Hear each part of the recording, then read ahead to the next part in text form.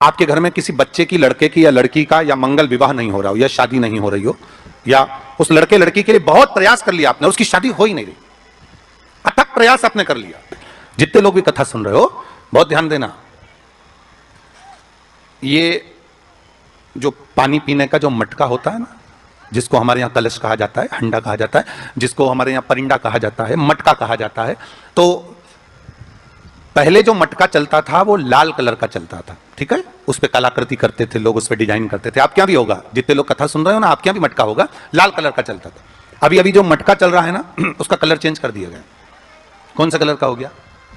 वो काले कलर का बेचने लगे। तो वो बेचने वाला क्या कहता है कि साहब ये सफेद, ये लाल जो मटका है ना, इस मटके से मजबूत अगर कोई मटका है तो वो काला है। बोलो सही है कि गलत है? अरे बोलो तो सही है ना। आप कभी जाओगे बाजार तो कह देगा, कुमार भी कह देगा, ये जो मटका है ना लाल वाला, इस लाल वाले मटके से मजबूत ये काला वाला मटका है, ये काला मटका है। और महाराज इससे पानी ज्यादा ठंडा ये कर देगा। पर शिव महापुराण की कथा, लिंग पुराण की कथा कहती है, और अगर आपने बैसाख मास की कथा को श्रवण कराओ, बैसाख की एक कथा होती है, उसको अगर आपने श्रवण कराओ तो उसमें वर्णन आता है कि घर के अंदर जहां पर आप पानी पीते हो, जिस स्थान पर अन्नपूर्णा निवास करती है, जिस स्थान पर अन्नपूर्णा का वासा होता है, रसोई घर में जहां पर भोजन बनता है, उस स्थान पर काला मटका नहीं रखा जाता। काला हंडा, काला मटका उस स्थान पर नहीं रखते। पर आज फैशन के हिसाब से, अरे साहब ये मटका थोड़ा कम ठंडा पानी देगा तो ये मटका ज्यादा ठंडा पानी देगा, तो उसको काले मटके को रखते। पर हमारे शास्त्र कहता है काला मटका लोग रखते कहां थे? पहले जो शास्त्र रीति थी, उस काले मटके को रखते थे जब मकान बनता था, जब प्रॉपर्टी बनती थी, जब जमीन बनती थी, जब जायदाद बनती थी, संपदा बनती थी, तो उस स्थान पर उस काले मटके को केवल नजरोटे के लिए, केवल हाय के लिए, केवल नजर के लिए रखा जाता था। उसको लोग लेना पसंद नहीं करते। पर आज के व्यक्ति को अगर कह दिया जाए कि ये दो मटके रखे हैं साहब, लाल भी है और काला भी है, तो कौन सा पसंद करेगा? वो काला वाला ही दे दीजिए साहब, ये पानी ज्यादा ठंडा करेगा, उसकी श्रेष्ठता रहेगी। नहीं, शिव पुराण कह रहे हैं, भगवान कुंभ का निर्माण कर रहे हैं, भगवान कलश का निर्माण कर रहे हैं, और भगवान स्वयं ब्रह्मदेव कर रहे हैं कि आप ऐसा निर्माण कर दो जिसमें 33 कोटि देवता स्वतः विराजमान हो जाए। तो भगवान ने उस कलश का निर्माण कर दिया। अब कलश का निर्माण करा तो स्वयं भगवान ब्रह्मदेव बोले, प्रभु इस कलश के अंदर मेरा स्थान कहां है? मेरा स्थान कहां है?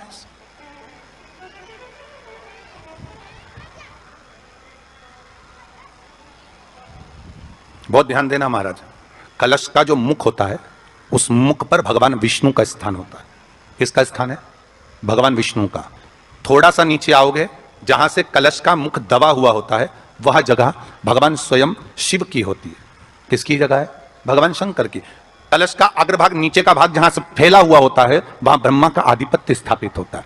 फिर कलश का जो नीचे का भाग होता है, वो भगवान शिव और शक्ति का स्थान होता है। कलश के बाहरी भाग में, जहां पर बाहर का हिस्सा होता है, उस कलश के बाहरी भाग में 33 कोटि देवताओं को भगवान शंकर ने लाकर विराजमान किया होता है। महाराज भगवान शंकर 33 कोटि देवताओं को निमंत्रण देकर उस कलश में विराजमान कर दिया।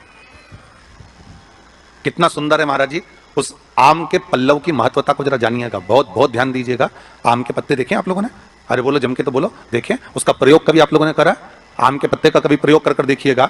अभी तो नवरात्रि चल रही है, नवरात्रे में जब 5वां दिन नवरात्रे का रहे, चैत्री नवरात्रे का 5वां दिन रहे, और मान लो कि आपके घर में किसी बच्चे की, लड़के की या लड़की का या मंगल विवाह नहीं हो रहा हो या शादी नहीं हो रही हो, या उस लड़के लड़की के लिए बहुत प्रयास कर लिया आपने, उसकी शादी हो ही नहीं रही, अथक प्रयास आपने कर लिया और उसका मंगल विवाह नहीं हो रहा, तो ये देवी भागवत में स्पष्ट कहा गया, देवी भागवत में वर्णन किया गया है, देवी भागवत में वर्णित किया गया। और देवी भागवत में कहा गया कि आम का जो पत्ते होते हैं, आम का जो पत्ता होता है, आम का जो पल्लव होता है, उस आम के पत्ते पर हल्दी और सिंदूर,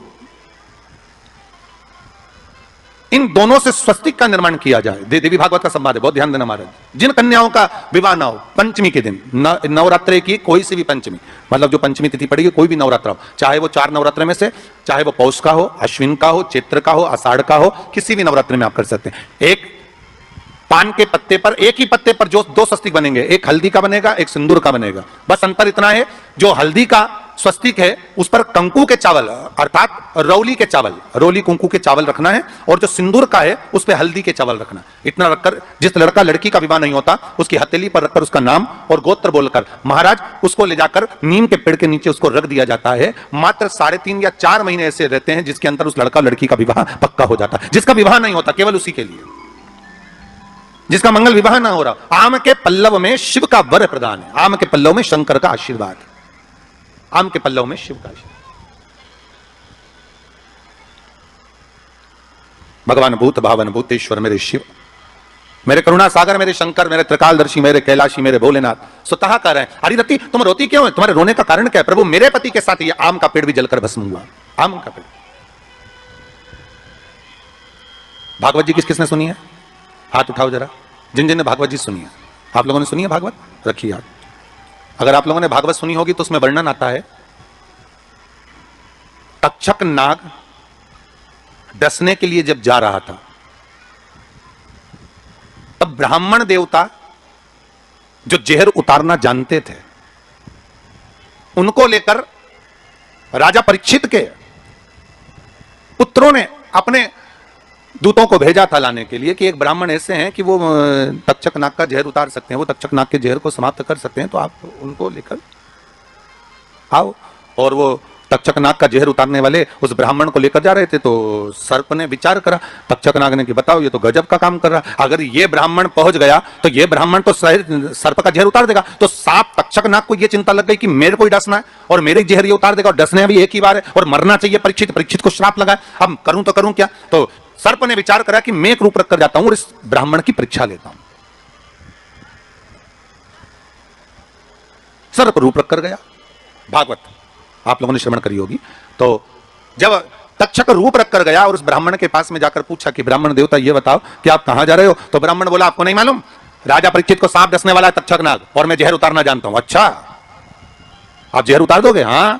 तो किस लिए जा रहे हो? जहर उतारने के लिए। तो जहर उतारने क्यों जा रहे हो?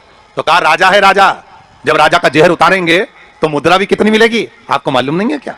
अच्छा ब्राह्मण देवता इसलिए जा रहे हो? हाँ। पर उसको तो किसी संत ने श्राप दिया।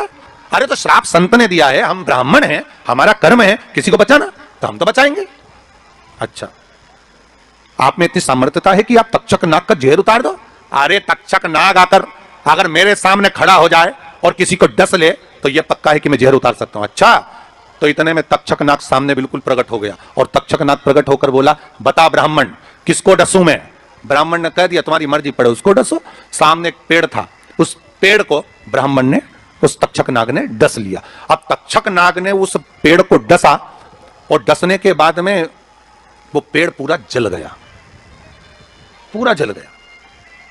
अब पेड़ तो जल गया पर ब्राह्मण जो था जिसको परीक्षा देना थी वो ब्राह्मण को यह नहीं मालूम था कि इस पेड़ पर एक संत बैठकर साधना कर रहा था, तपस्या कर रहा था, और जब वो पेड़ जला तो वो संत भी जल गया,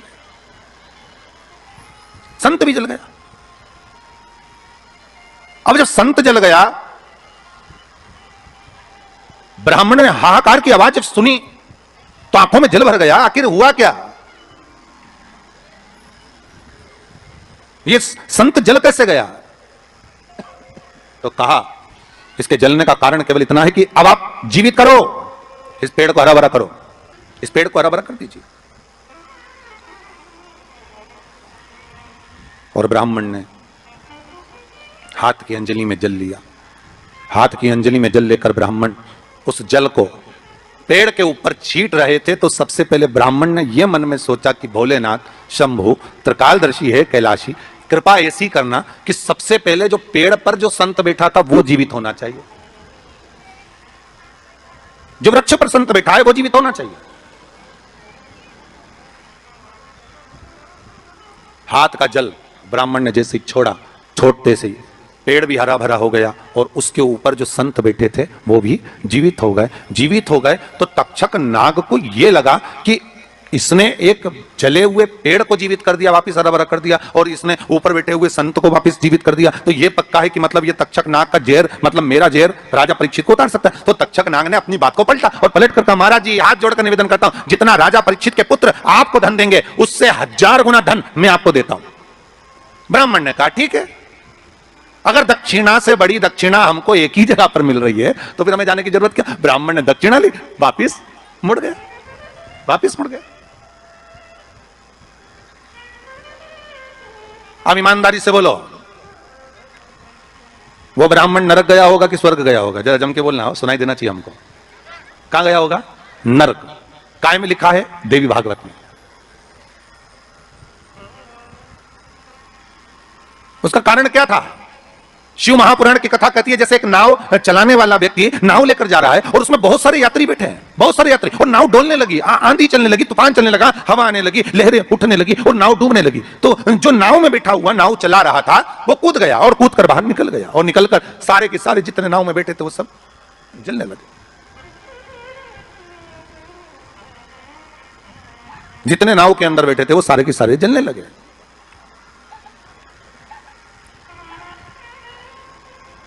जब वो सारे के सारे पानी में डूबने लगे और पानी में नाव में जाकर सबकी सब जब डूब रहे हैं, सब मर गए, सारे के सारे जो नाव में बैठे थे, जो तैरना जानते थे वो बाहर निकल गए, बाकी के सब डूब गए।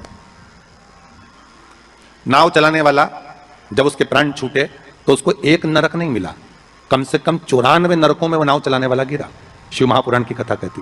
तो उस नाव चलाने वाले ने भगवान से पूछा कि मुझे इतने सारे नरक क्यों दे रहे हो? मैंने तो लोगों को गंगा से पार उतारा, मैंने तो रोज गंगा का जल पिया, मैंने तो रोज गंगा का स्मरण किया, मैं तो रोज भगवान का दर्शन करता था, मैं रोज गंगा से पार उतरता था, दुनिया के लोगों को मैं पार उतारने का काम करता था। तो भगवान ने कहा गलती केवल तुमने एक कर दी, तुमने अपने प्राण बचाए। अगर तुम 2 लोगों के भी प्राण बचाते बचाते मर जाते तो तुमको बैकुंठ मिल जाता, पर खुद के प्राण बचाए और दूसरों को मरने दिया, इसलिए तुमको नरक मिला, इसलिए तुम्हें नरक प्राप्त हुआ। शिव महापुराण की कथा कहती है जिस पर दुनिया को विश्वास होता है, दुनिया को जिस पर विश्वास है, जिसे आज कोरोना महामारी के चलते हुए, इस कोरोना महामारी को देखते हुए, जिस इस वायरस को देखते हुए दुनिया का विश्वास डॉक्टर पर टिका हुआ है, औषधि देने वाले, दवाई देने वाले उन डॉक्टरों पर दुनिया का विश्वास टिका हुआ है। तो डॉक्टर का क्या फर्ज है? जैसे नाव चलाने वाले का फर्ज है कि बचाते बचाते भगवान करे भले तुम्हारे प्राण छूट जाते तो तुम्हें स्वर्ग मिल जाता। युद्ध के मैदान में सैनिक युद्ध करते करते मर जाता तो उसको वीरगति प्राप्त हो जाती, पर खुद के प्राण बचाने के चक्कर में आप दुनिया को धकेल दो, ये श्रेष्ठता नहीं।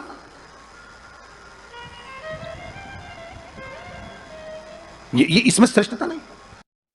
वीडियो पसंद आए तो प्लीज़ लाइक कीजिए, चैनल को सब्सक्राइब कीजिए, अपनों से शेयर कीजिए और कमेंट में हर हर महादेव जरूर लिखें। धन्यवाद।